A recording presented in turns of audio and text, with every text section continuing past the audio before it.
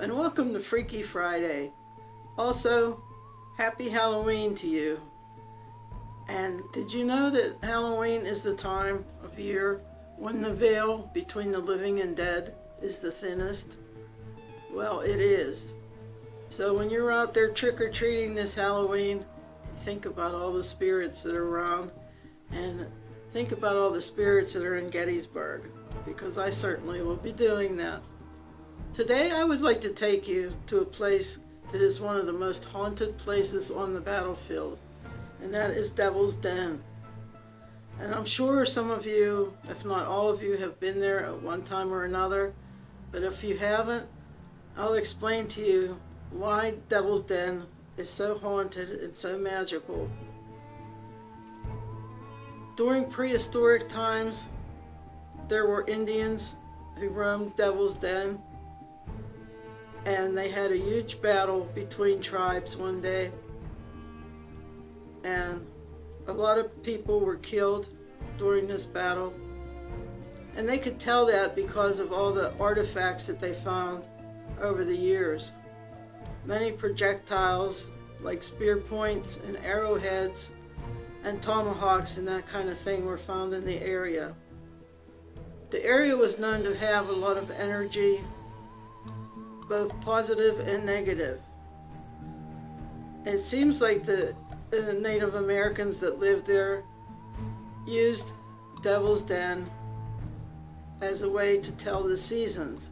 Native Americans carved petroglyphs into the rocks, and this is the way that they could tell the seasons, like the winter and summer solstice. So when they were growing crops, they knew when to plant and things like that. There was a lot of energy in the area, and it continued after that battle of the Crows. Many local people lived in that area, and it was known as the Gettysburg Seal. That's because there was a lot of special rock formations there and a lot of rocks that store energy. So this has always been a place of mystery and supernatural kind of energy for one reason or another.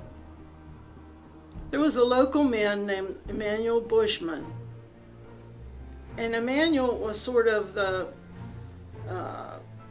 reporter of the day, the paranormal guy of the day, I should say. And he created stories based on his beliefs, and he would take them to the local newspapers. And one of Emanuel's beliefs was the fact that Devil's Den was a pyramid before it had collapsed. Now, if you go out to Devil's Den today, you'll see boulders strewn all over the place. But Emanuel believed that at one time, before the boulders broke apart, they were an actual pyramid. And this is why this area has so much energy, because we all know that pyramids are said to give off a lot of energy. Emanuel had more stories than that, but I'll go into those at another time because they're not just for Devil's Den. But he was a cool guy, and I would like to have known him. It's said by Emanuel also that there was a huge black snake that lived at Devil's Den, and that's how the rock formation got its name. Now this black snake, it is said, had the width of a man's waist. So you figure probably on the average 32 inches around, and the snake was anywhere between 15 and 20 feet long. That's a big snake. And it is said from time to time, kids who would go to the Devil's Den area and play in the rocks would see this snake. And the snake was very old, and like his skin was tough looking, and he had to be old to be that big. But there were many other snakes in that rock formation too, because it was real conducive for them to live in that type of place. There were also copperheads and timber rattlers and that kind of thing. And every once in a while the local farmers would go in and hunt these snakes just to keep down the population so they wouldn't spread throughout the farmlands. So like I said, there has always been negative energy, and it's really amazing what has gone on in that place. On day 2 of the Battle of Gettysburg, the Confederates had taken a position in those rocks of Devil's Den while the Union Army was up on Little Round Top. And the firing was fierce, and many men died on day 2 of the battle. Some of the Confederates were caught down in the crevices of those rocks, and they were not able to pull their bodies out of these crevices because they were so tight and so deep. It is said that the spirits of these men who died lodged in these rocks still haunt Devil's Den. And I believe it. I've heard many people tell me stories about seeing Confederate soldiers, and they look like the real Confederate soldiers, not just reenactors, who have come up to them and approached them.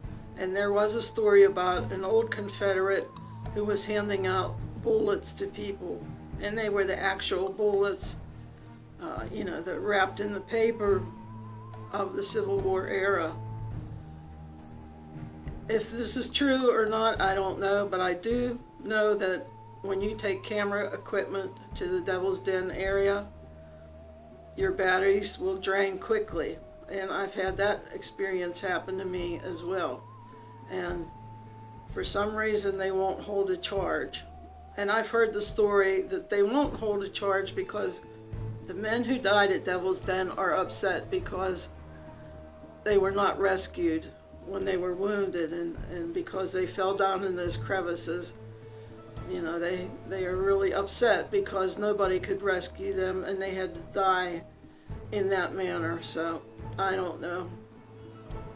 But there are a lot of good stories from Devil's Den, and if you ever have a chance, please go there and just sit and just feel the energy, because it's all over the place. The last story I have to tell you about Devil's Den is about a rock carving, and on the carving is P period capital Noel. Now we believe it is for Peggy or Pauline Noel, Noel. There are several versions of this story, so I'll give you the one that I hear the most often, and you take it however you will. It is said that Peggy or Pauline was driving in a carriage one night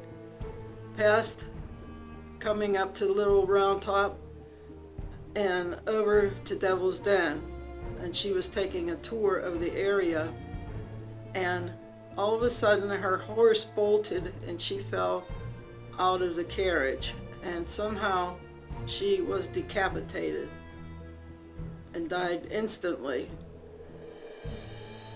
Because it was dark out, they never could find her head right away, and even days after, they still couldn't find Pauline or Peggy's head. And it is believed that she haunts this area as well. You can see a woman walking around between Round Top and Devil's Den in a white dress, but she has no head, so that's pretty creepy too. So there's a whole lot of activity down in the Devil's Den and the Little Round Top area, and please go check it out for yourself. And it is a good place to go in the evenings before the battlefield closes. And I can tell you, it is very scary on that little windy road that goes from the bottom of Devil's Den to the top, because I have walked it and every hair on my body stood up when I did it, and I was with somebody and I was still scared. So I hope you enjoyed this story about Devil's Den, and you'll check it out. And just think about the witness tree down there, how old it is, and just take a seat up there and see what you feel, and let me know, please. I'm anxious to hear your stories of the paranormal. And I hope you have a wonderful Halloween. You take care, guys. See you. Bye-bye.